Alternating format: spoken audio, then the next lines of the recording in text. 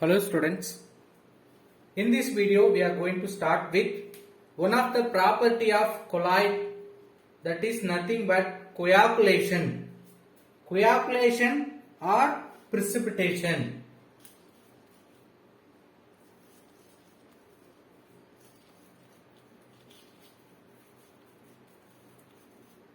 So coagulation or precipitation property of colloid.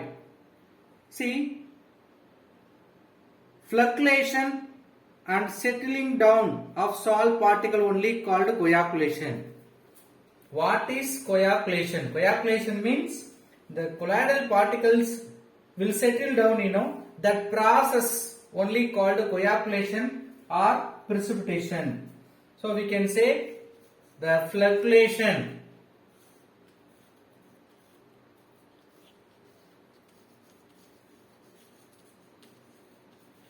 The flocculation and settling down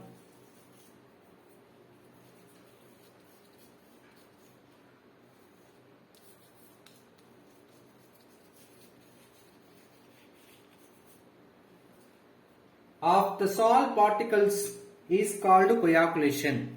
So what do you mean coagulation? The flocculation and settling down property of colloids is called coagulation or precipitation. What are the methods we can do with coagulation process? One is addition of electrolyte. By adding electrolyte, we can bring the coagulation. Addition of electrolyte. We know in peptidization itself we have studied, by adding the electrolyte we can bring the colloids. So here we can make deposition or precipitation by adding electrolyte. See how the precipitation will take place. Opposite charge. Electrolyte means it may have positive charged ion or negative charged ion. So the charge is very important. The opposite charged electrode can precipitate solid particle. Let us consider a solid particle with positive charge. Solid particle with positive charge. Now you can add the negative charged electrode. Due to that opposite charge electrolyte addition, the positive charge solid particle will be neutralized and it will be deposited or precipitated. So the negative ion causes the precipitation of positively charged solid. Suppose vice versa, I have negative solid. Now we can add positive charged electrolyte. Then we can get coagulation. The second, we have to think the electrolyte will have, that ions will have valency, no. So based on their valency, we can calculate the coagulation power or precipitation power of the electrolyte. So precipitation power, which is based on valency. Valency of the electrolyte ion is high, then the precipitation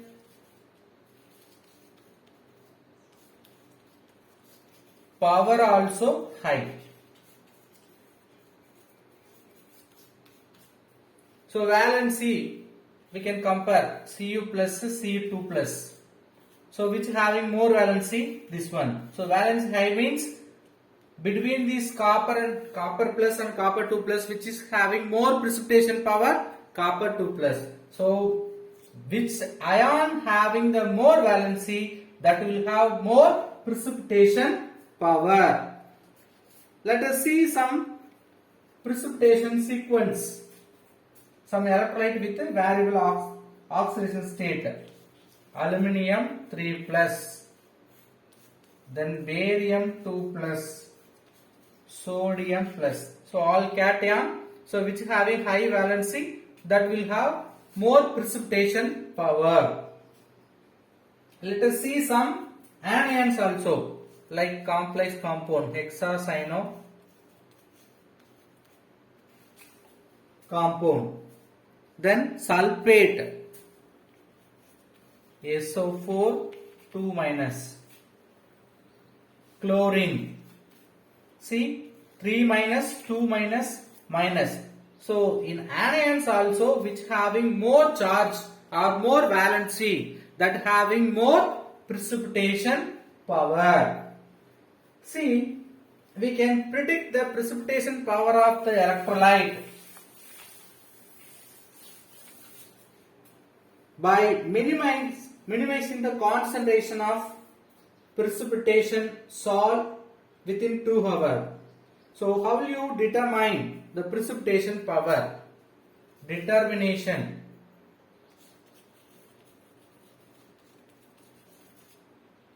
How will you determine the precipitation power of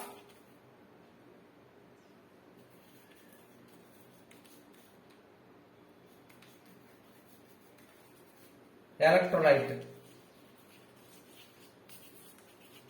How will you find the precipitation power of electrolyte? That is nothing but within 2 hours. How much concentration of electrolyte or the minimum concentration required for precipitation? The minimum concentration required for the precipitation. So how will you find that precipitation power of electrolyte? Within 2 hours, which is the minimum concentration we need to precipitate. Based on that, we can find the precipitation power of electrolyte. So this value is called fluctuation value. So within 2 hours, with the minimum concentration what we require, that is called fluctuation value.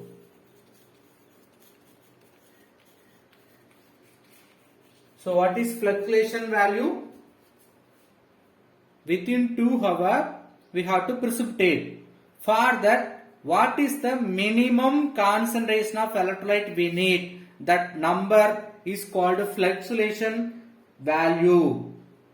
The smaller fluctuation value, we can get greater precipitation. So fluctuation value is inversely proportional with the precipitation power. High number means low precipitation power, like we can calculate.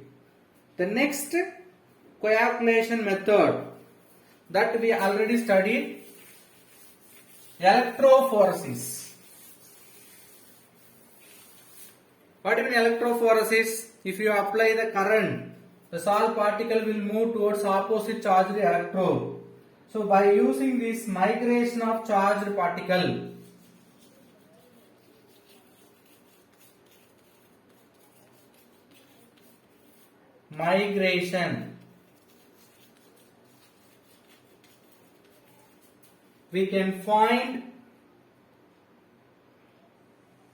we can make coagulation or precipitation. So we can find the charge of particle. So by knowing the charge of particle, we can use opposite charge to neutralize the colloids. By neutralizing the colloidal particle, we can precipitate the colloids. So by using the electrophoresis process,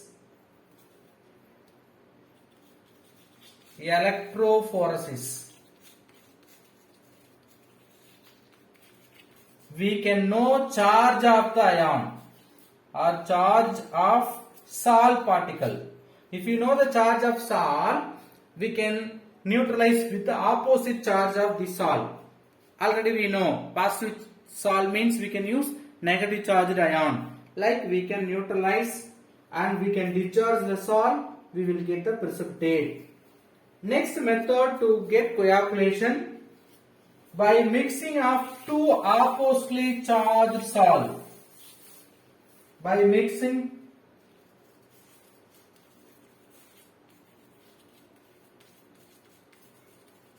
how will you mix? You consider a positive charged salt. You can take negative charged salt.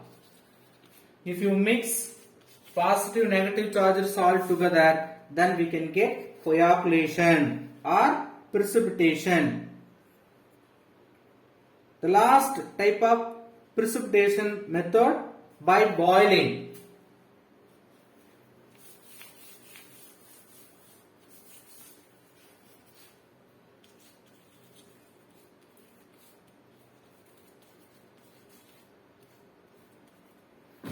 Boiling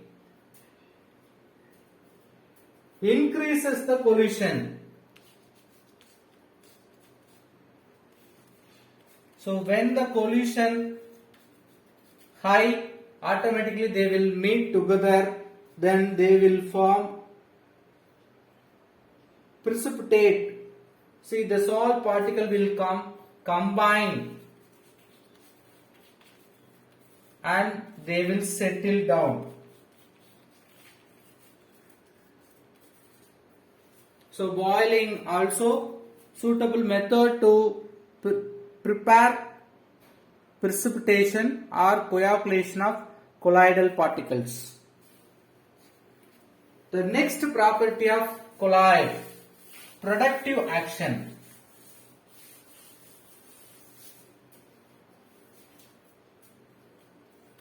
The 14th property of colloid, productive action.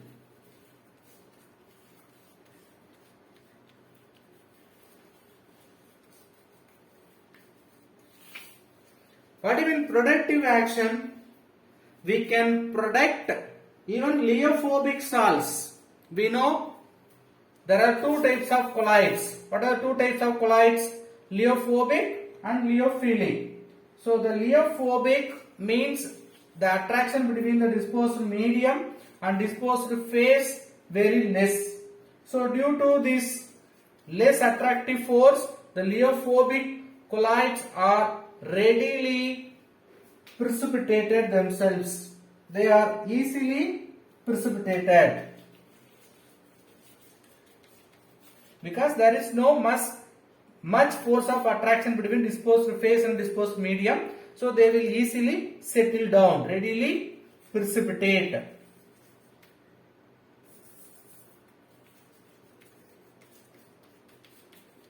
But we have to stabilize these liophobic colloids also. We need this liophobic, it should not settle down. Then what shall we do? We can add some amount of electrolyte. Even if you add some amount of electrolyte, we cannot stabilize. For that stabilization, to stabilize, we can add some amount of small quantity of liophobic colloids. Liophobic colloids readily precipitated in nature. So even if you add some amount of electrolyte, we cannot stabilize. We can stabilize these liophobic colloids by adding small amount of liophilic colloid. This is only called productive action. So one of the colloid product another colloids. Liophilic colloids are using as a productive agent for liophobic colloids. Let us see one example. Gold salt. We know inert metal gold. The gold salt is stabilized by adding small amount of gelatin salt.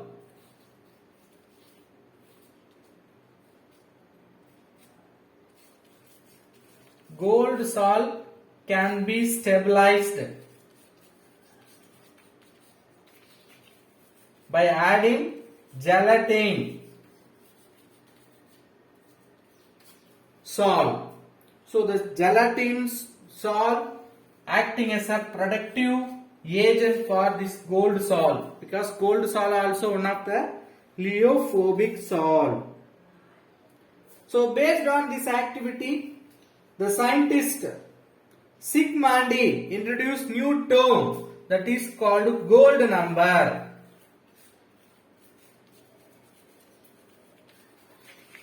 By using this gold number, we can choose the suitable stabilizing or protective agent for colloids. Okay, what is the definition for colloid number? That is nothing but you take 10 ml of gold salt.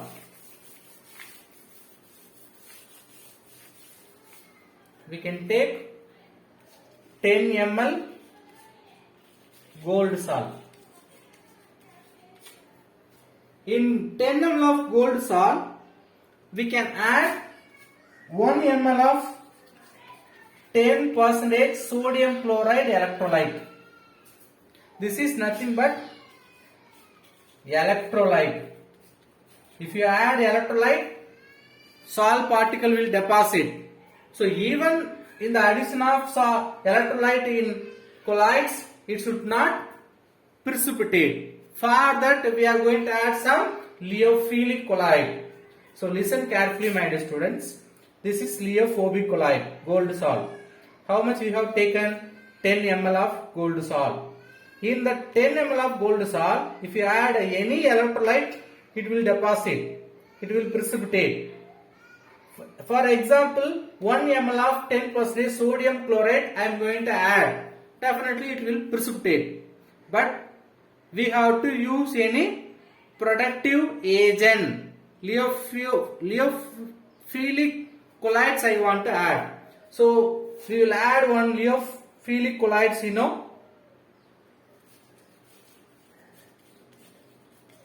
If you add certain lyeophilic salt, it will act as a protective agent. Even we are adding this electrolyte 1 ml of 10% NaCl in 10 ml of gold salt. Now, which is called gold number? What will be the minimum concentration or how much number of milligram of hydrophilic colloid that prevent the precipitation of 10 ml of gold salt on addition of 1 ml of 10% sodium chloride solution. So that means, what is gold number?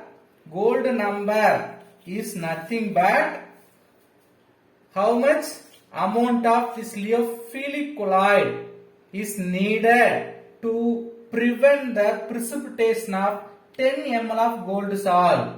When it will precipitate? In the addition of 1 ml of 10% sodium chloride. So we are adding 1 ml of 10% sodium chloride in 10 ml of gold salt. It should not be precipitated. For that we can use the lyeophilic salt. That lyeophilic salt, how much quantity we need, that number only called gold number. If the gold number is greater, which having more productive power.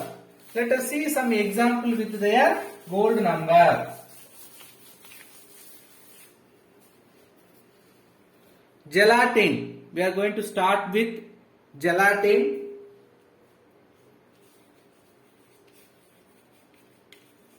The gold number 0.005 to 1. The next one, egg albumin.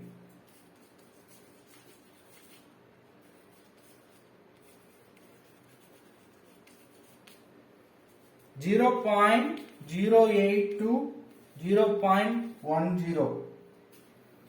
Gum arabic.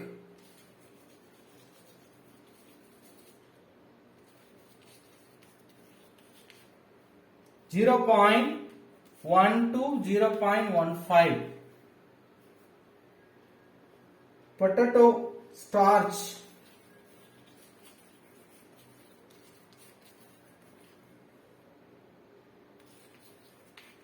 25. So which is having least gold number, it will have more precipitation power. Some examples we have seen. Let us see the new topic, emulsion. Emulsion means what?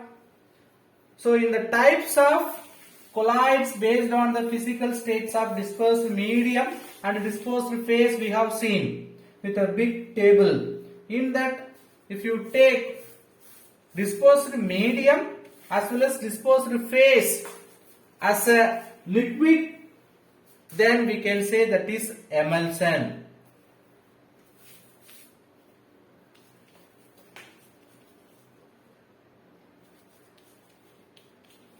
What do you mean emulsion? The colloid made up of liquid disposed in another liquid, or colloid made up of two liquids.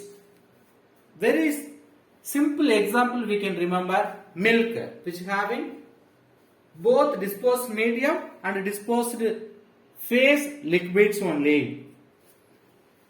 So emulsions are colloidal solutions in which a liquid is disposed in another liquid. There are two types. One is oil in water. The second one is water in oil.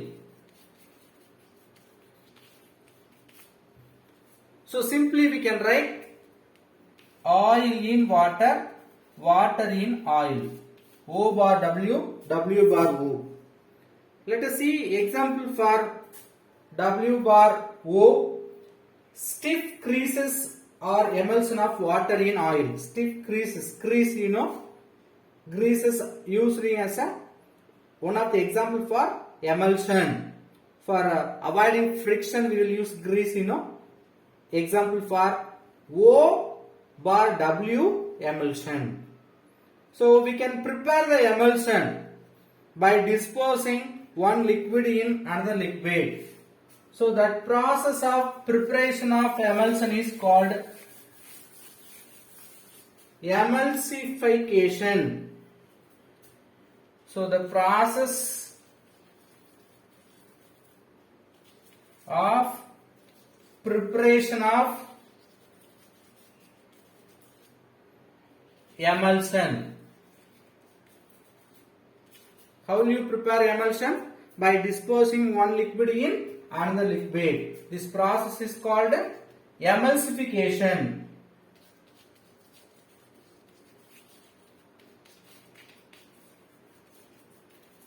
So emulsification means preparation of emulsion by disposing one liquid in another liquid.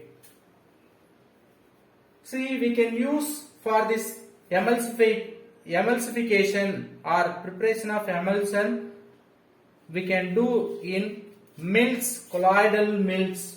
So in colloidal mill we can use to prepare homogenizer. Homogenizer means what? Both should be in same phase. So we have to make two different liquid into same phase. We can use the colloidal mill. And also we will add small amount of emulsifying agent or to stabilizing to make stabilize the emulsion, we will add certain agent. That agents are called emulsifier or emulsification agent. Emulsifier or emulsification agent, because they are only stabilizing the emulsion. There are several types of emulsifiers. Several types of emulsifiers we can prepare. The first one is, most of the lyophilic colloids are act as a emulsifier. Very important. So what type of emulsifiers we may have? Emulsifier means which is used to stabilize the emulsion. So the first one, maximum lyophilic colloids used as a emulsifier. Example, glue, gelatin or example for lipophilic salt which acting as a emulsifier. The second, long chain compounds like soap. Long chain compound, big chain compound or sulfonic acids are example for emulsifier. Third one, insoluble powders like clay, lamp black. In lamp we will get the charcoal, lamp black. All are example for insoluble powders. They are also act as a emulsifiers. Then how do you identify a emulsion is O bar W or W bar O? Oil in water or water in oil, how will you find? Identification of type of emulsion we can do by several methods. The first one is dye test. What do you mean dye test? See, we can take small amount of dye which is soluble in oil.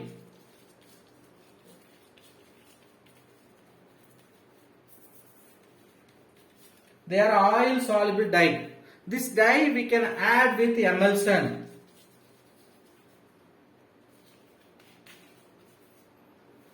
The emulsion which may have two types, water in oil, oil in water.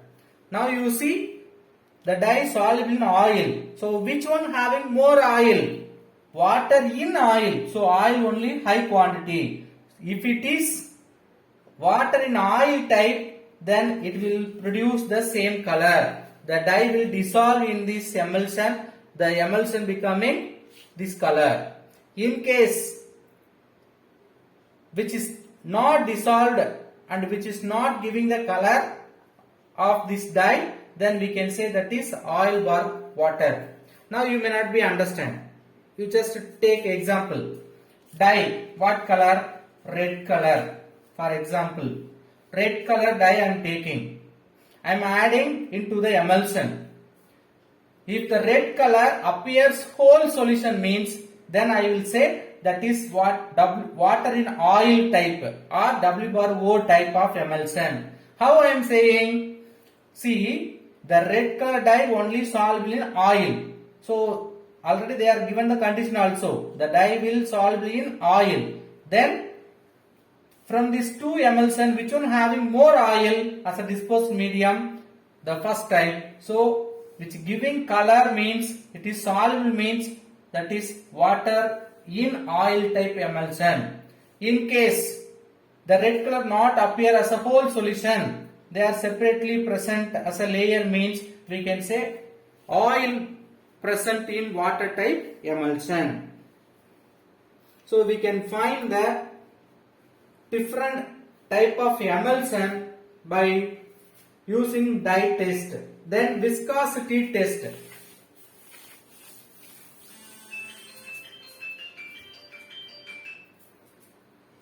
Viscosity test.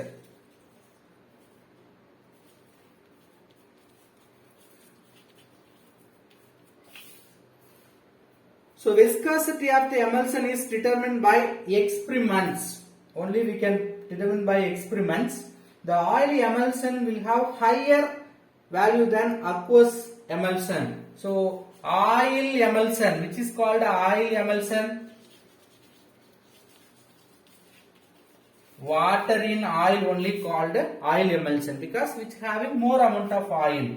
It will have high density or high viscosity. You know, oil definitely having high viscosity than water. Then conductivity test.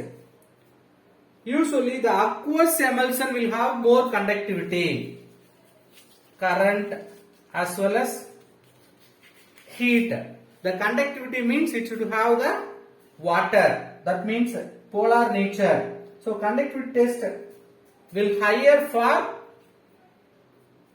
oil in water type because water high amount, oil less amount. So water which having high amount then only it will conduct more conductivity. So conductivity is high for aqueous emulsion. What do you mean aqueous emulsion? Aqueous emulsion is nothing but oil in water. Oil emulsion is nothing but water in oil. Next, de-emulsification. So already emulsion is formed, but now we have to remove the liquids separately, or that emulsion we have to deactivate. How will you deactivate the emulsion? That is called de-emulsification.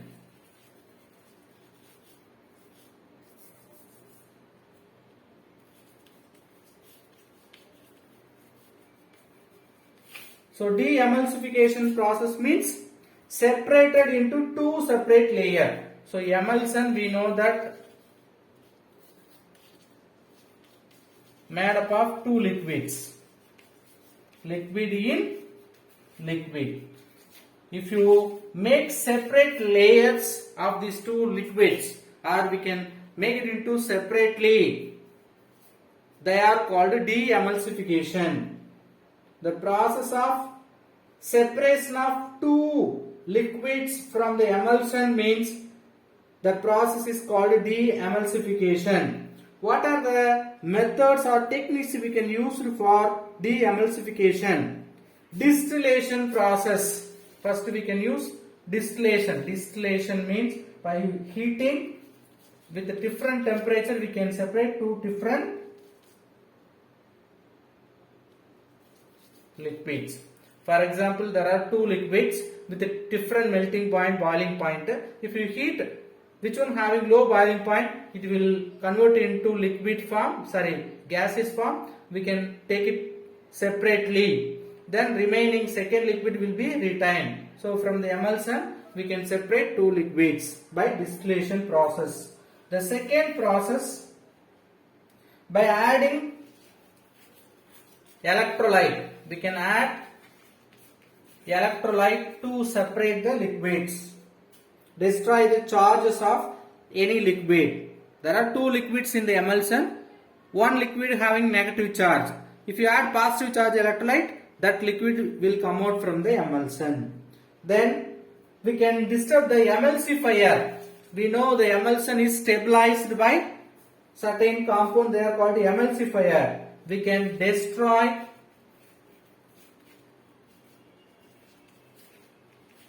emulsifier. So if you disturb or destroy the emulsifier, the stabilization of emulsion will be decreased. Then we can separate two layers. The fourth technique used to de-emulsion.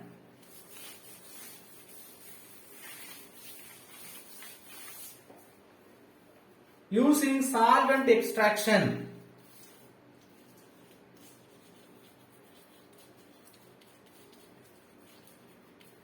If you use the solvent extraction process, one of the liquid we can remove. Fifth technique, freezing one of the compound. See, two liquids may have different freezing point. Which one having low freezing point, first it will freeze, then we can take it out. So by this method we can separate two liquids separately. By adding centrifugal force. Addition of centrifugal force.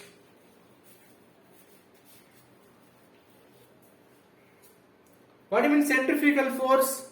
Continuously if you rotate, that is only called centrifugal force. By using that centrifugal force, we can separate two layers, because high density layer will go down, less density layer will come out, or it is floating on the another liquid. So two different layer we can make it. Seventh one, we can add dehydrating agents for water in oil. Only for this type. Water in oil, water less amount. If you add dehydrating agent, that water will come out. So oil alone left out. Dehydrating agent. Then we can use ultrasonic waves. We have studied ultrasonic preparation of colloids. So like we can use ultrasonic waves to separate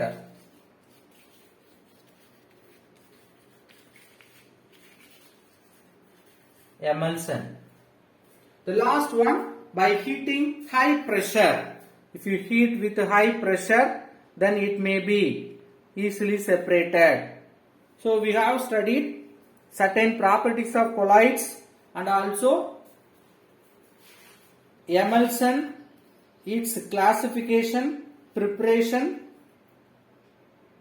how to separate the or identify the types of emulsion, then de-emulsification. Remaining we will see in the next video. Thank you.